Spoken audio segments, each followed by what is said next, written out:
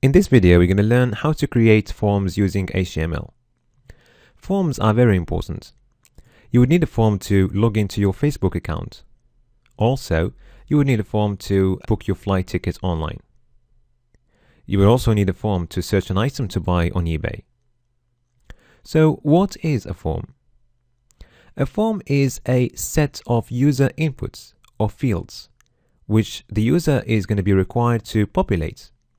And then once submitted, they will form a set of data which is going to be sent to a server where it's going to be processed. Okay, so let's go ahead and create our first form. So the syntax for forms is pretty straightforward. We're going to use the form tag, and then inside the form tags we're going to have all the content of our form. So let's create a simple form. It's going to be a login form where we require the user to input their email address and password, and to submit the form they will need to click on the login button.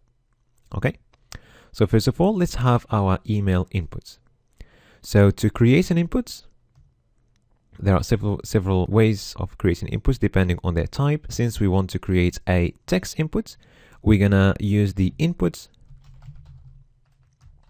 tag. It's a self-enclosing tag, and we need to give our input a type of text since it's an email address. Okay, all right, so that's an input of type text for our email address, and also we need to give it a name. Okay, in our case we're going to name it email. So the name is going to be used when you submit the form. So your PHP code would need to recognize your inputs by its name. Okay, so every input has got a specific name to reference it as a reference. Okay, so let's add another input quickly. I'm going to go back to the email input to add some more attributes in there, but for now let's just create our password. So we're going to use again the input tag, and this time the type is going to be password, and we can also give it a name, and we can name it password. Okay, so to submit our form we're going to need another input, and this time the input is going to be of type submit. Okay, so we've got our form. Now it's pretty simple. Now to submit the form, we need to give our form a method. Okay, so there are a couple of methods we can use. I'm going to explain later in the PHP chapter the difference between each of them, but for now let's go for the get method. Usually we don't use the get method when we have a password input, but I'm just going to use it for now to show you how the form is submitted. So if I click on submit after inputting something in there, so let's write an email here, for example, and let's just write input some password. Now if I submit the form, you will see at the top there, you can see that we've got our website address, and then we've got a question mark, and then we've got all the inputs names. So email first, okay, and we've got the email there, okay, and we've got the password, and we've got the value that we have used for the password. So the reason why we're seeing this is because we use the get method. Okay, I just wanted to show you an example of a form submission, but normally you wouldn't use the get method for a password, okay, because you don't want the password to show up in the address bar. Okay, so now we have created our form. Let's just complete it and add some more attributes to our inputs. So if we go back to the email address, we can add a placeholder to our email. Okay, so if you want to give the user a hint saying that this is this is supposed to be the email, we're just going to add a placeholder there, and we can write email, and now you can see a placeholder in there. Okay, and same thing for the password. We can add a placeholder, and we can call it password. Okay, also you can give your field a size, okay, using the size attributes, and we can set that, for example, to 30 pixels.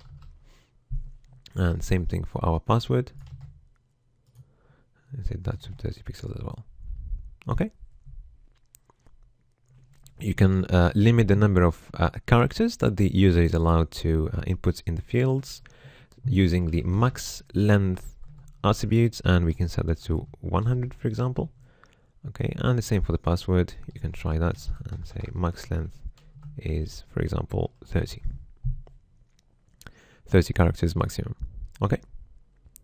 So now if you go to the submit button, by default, the value of the button or the text you can see in the button is going to be submit. But you can change that if you want by giving it a value, and we can set that to login.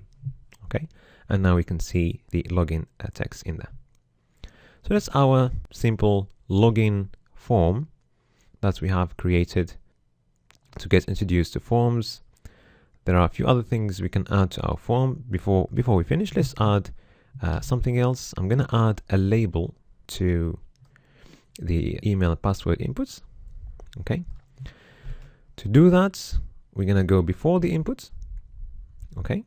And create a label using the label tag. And we can write, for example, email. Okay. And we need to link the label to the input using the for attributes. But we're going to need to add another attribute to our input. And this attribute is going to be an ID. I'm going to call it email. So the ID is different from the name. So the name is going to be used by PHP to recognize the inputs, okay, in the PHP code, but the ID is usually used either to link your input to the label, and later on you will see how you can use ID to do some CSS and decoration. Okay, but for now we're going to need to use an ID to link the label to the inputs. Okay. Okay, and the same thing for the password. I'm going to create a label and we're going to call it password. Okay, and we need to link it to the password inputs.